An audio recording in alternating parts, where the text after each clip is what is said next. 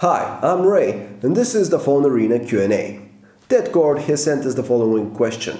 Ray, why did you claim the Note 3 screen maxed out at 300 nits, claiming it loses out to the iPhone 5s in this metric? Yet, DisplayMate measured it at over 600 nits, calling it the brightest smartphone screen ever. Well, we've tried to simulate the right conditions for the Note 3 to indeed achieve so many nits, but the most we can get out of it is about 380 nits. That said, the device does present us with very good outdoor visibility, which is even comparable to that of the best LCDs out there. It's probably not as good as the iPhone 5s in terms of outdoor visibility, but it's almost there.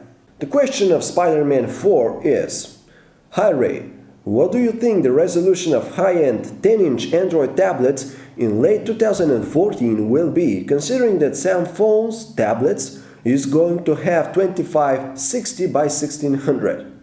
And I actually have no idea what phones you are referring to with such high resolution.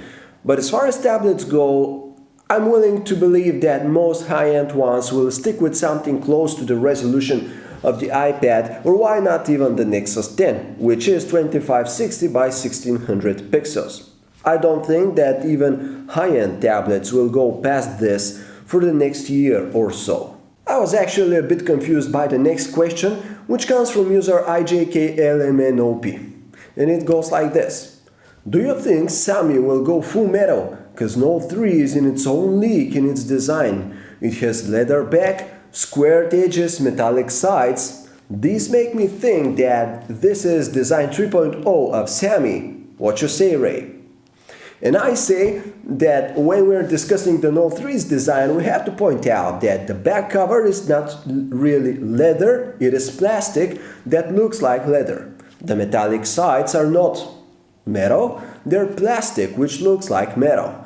And these are not something new for Samsung. And considering this, it doesn't seem so likely to me that Samsung is going to go full metal with the GS5.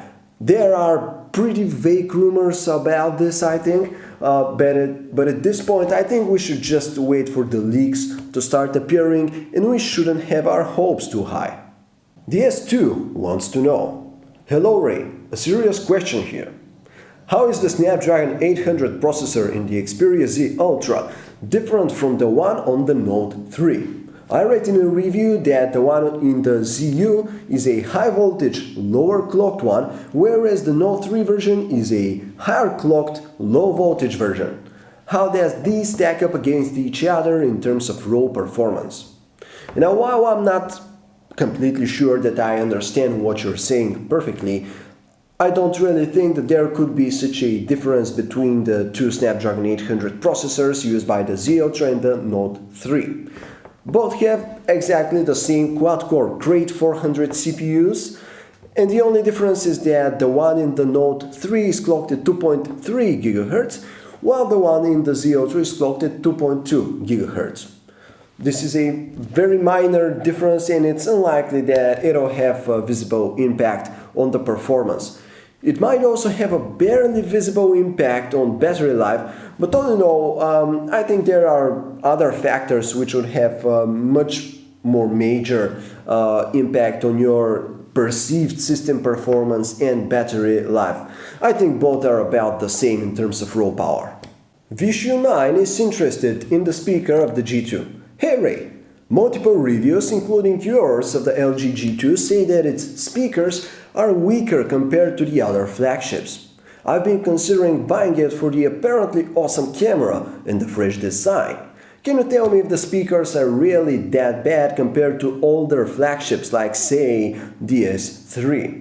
I'm an audiophile, and even though I use Bose headphones for the music, I would like the G2 to be loud enough for some casual music and especially ring loud enough during incoming calls. Thanks.